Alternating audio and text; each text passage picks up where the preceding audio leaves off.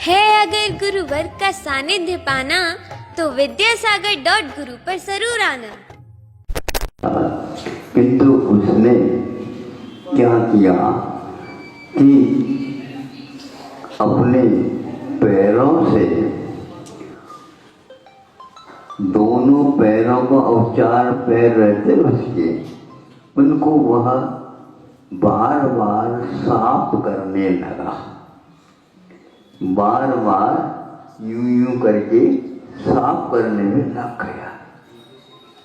मैंने सोचा बहुत समझदार लगता है, बहुत समझदार लगता है। पुनः वह यदि उड़ना चाहे उसकी वह मेहनत ये कर रहा पहले से। उड़ना है तो अपने पैरों को साफ करो। किसको साफ करो? पैरों के नहीं, पैरों को भी पंखों के ऊपर कुछ पानी वगैरह लग गया होगा, उसको वह साफ कर रहा था। जैसे आप लोग चश्मा के ऊपर धूल बैठती है तो अपने कपड़े निकाल करके, ऐसे नहीं जिस किसी गंदे कपड़े से आप उसको पोंछो, किंतु साफ सुथरा उसका एक अलग ही वस्त्र रहता है, उससे साफ करते हैं। वह भी अपने पैरों से उन पंखों को इस प्रकार उलट पलट करके वह उसको साफ करने लगे। हमने सोचा जैसे ये प्रतिक्रमण कर रहा हो। प्रतिक्रमण समझते हो तो दोष निराकरणात्म प्रतिक्रमण, किए हुए दोषों का परिमार्जन करना, दूर करना, दोषों को हटाना, इसका नाम प्रतिक्रमण होता है। तो वह उड़ करके आया, कुछ पानी वगैरह लग गया हो तो उस पानी को वह साफ कर रहा है, पंखों को साफ कर रहा है। साफ कर गया, फिर देखते देखते वह विमान गति से उड़ गया। एक लेख पढ़ा था वैज्ञानिकों का। वैज्ञानिक कहते हैं जो प्लेन में पेट्रोल डालने के उपरांत उस प्लेन को उड़ाते हैं, वो जितनी गति रहती है उससे कम नहीं बल्कि ज्यादा गति मक्खी के उड़ने में ही रहती है। आप लोग बैठे सो रहे, छोटे क्षुद्र प्राणी के पास भी अपने आप के बोझ को लेकर के उड़ने की क्षमता है। और आप लोगों के लिए हम मर जाएंगे, हम स्टेशन पर हमारे होते ना, आपके बैग को उठा सुनते हैं विदेश में अपने अपने माल को स्वयं ही हम माल बन करके, ऐसा सुना था हमने कि करोड़पति भी हो और अरबपति भी हो, अपने उसको करता जाता है, यदि बूढ़ा है तो पीछे करके उसको खींचता हुआ आता है। अब आप लोगों के लिए हमारी की प्रतीक्षा होती है। अब आगे आप समझ लो, अपना परिग्रह आप पूरा करो। हाँ, मिलिट्री में सेना में यह पहले ही प्रशिक्षण दिया जाता है।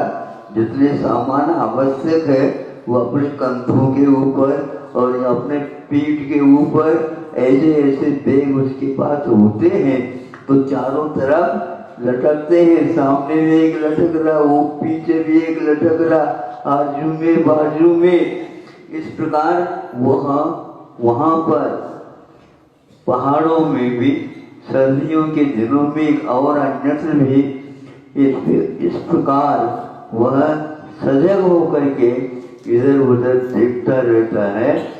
सेना का इधर उधर देखना खेल नहीं, वैसे नहीं देखता है। पर चक्र हमें दबोच न दे, इसलिए उसको हटाने के लिए, उससे दूर होने के लिए अथवा उसको दूर करने के लिए हमेशा हमेशा सजग रहता है। हम लोग भी जितना आवश्यक है उतना ही परिग्रह रखो, लेकिन थोड़ा सा भी गीला पंख रहेगा तो उड़ नहीं सकोगे। ये बात बहुत मुझे अच्छी लगी। आज तो आमूल चूर परिग्रहों में लदे हुए हैं और फिर भी अपनी आत्मा की बात करते। आत्मा से बात नहीं करते वो लोग, आत्मा की बात करते हैं। क्योंकि जो माल देने वाला दुकानदार होता है वह उस माल की बात तो करता है लेकिन उसका सेवन नहीं करता, उसको तो पैसा चाहिए, पैसा। इसी प्रकार यहाँ पर कहा जा रहा है जो व्यक्ति आत्मा की बात कर रहा है लेकिन उसके ऊपर क्या क्या लाद रखा उसको पहले साफ करो, नहीं तो मक्खी के पास जाकर के प्रशिक्षण ले दो। प्रशिक्षण समझते हो? पाठशाला लगती है तो मक्खी लगा सकती है, आपको पाठशाला में उसमें भर्ती होना पड़ेगा और पहले साफ करना चालू करना। आत्मा अनंत काल से गंदी हुई है, उसके जितने भी उड़ने के स्वभाव है वो सब भूल गया है। इसलिए हमें जिस परिग्रह महाव्रत कहा है, परिग्रह से रहित कुछ भी परिग्रह नहीं रखना, तो निश्चित रूप से हम ध्यान में उड़ सकते हैं, स्वभाव में रम सकते हैं, हम इधर उधर गिरने से बच सकते हैं। हमारा अपना गुरुत्व आकर्षण रहता है, वह नीचे गिरने नहीं देता। गुरुत्वाकर्षण थोड़ा सा ढलमुल हो जाए, असंयत हो जाए अथवा असंयम भाव से गिर जाए उस समय हम गिर जाते हैं।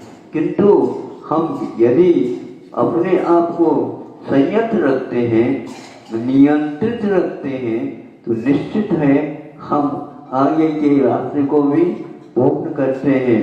उड़ना चाहते हो, हल्का हो जाओ। आप भारी होने के लिए हमारे पास आकर के आशीर्वाद मांगते हैं तो मैं समझता हूँ मैं इसमें प्रभारी नहीं बनूं तो अच्छा।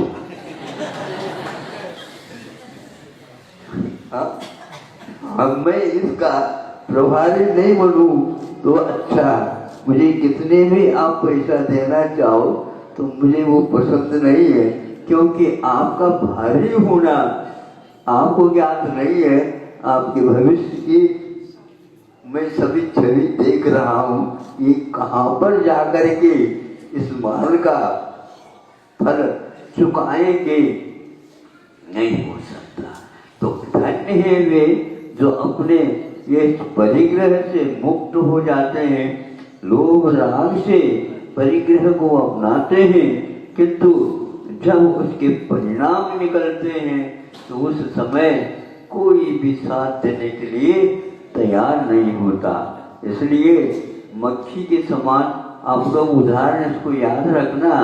आपके साथी संगाती जो कोई भी है, नाते रिश्ते, महाराज ने आज क्या बोला हमें भी कुछ बताओ, तो आप बताओगे ना। हाँ, एक दूसरे के परस्पर उपग्रह हो जीवाना ये कहा है, अब इसको अपने जीवन में उतार करके अवश्य ही कर लेना। तब हमने उसको आकर के उस मच्छी के बारे में छोटी सी कविता लिखी है, शायद आपको मिल जाए, उसको पढ़ लेना। संभव है वो कहाँ पर लिखी है उसको ढूंढना पड़ेगा, मुझे याद नहीं आ रहा। इतना तो याद है मक्खी अपने पंखों को साफ करती है उड़ने से पूर्व में। हमें भी जब कभी भी मुक्ति मिलेगी, ऊपर तक जाने का सौभाग्य प्राप्त होगा, उस समय हमारे पास थोड़ी भी मन में भी परिग्रह की बात रहती है तो वह भी अपने लिए इस यात्रा में खटकती है। आचार्य कुंद कुंद आदि बड़े बड़े महाराज हुए हैं, आचार्य महोदय हुए हैं, उनके द्वारा लिखित ग्रंथ एक गाथा भी हम लोगों के लिए पर्याप्त है। एक गाथा का एक चरण भी हमारे लिए पर्याप्त है। एक शब्द भी हमारे लिए मक्खी की भांति उड़ने में प्रेरणा दे देती है। ऐसे ग्रंथों का वाचन करके हम केवल वाचन न रखें किंतु उसका पाचन भी करें। किंतु आज पाचन की ओर किसी की दृष्टि है ही नहीं, केवल वाचन है। वाचन बच गया तो और कुछ भी नहीं होता। धन्य है वे जीव जिन्होंने अपने जीवन के स्वरूप को समझ करके और साधना की और उसके फलस्वरूप उन्हें जो रास्ता मिला उस रास्ते के बारे में उन्होंने ग्रंथों में यह परिचय दिया है। उसको पढ़ो। जिसको नहीं आता पढ़ना, वह जो पढ़ते हैं अथवा चलते हैं उसके अनुसार उनके जीवन से संगति बनाए रखो, संपर्क बनाए रखो, जिससे आगे का भाव सुधर जाए। अहिंसा परमो धर्म की जय।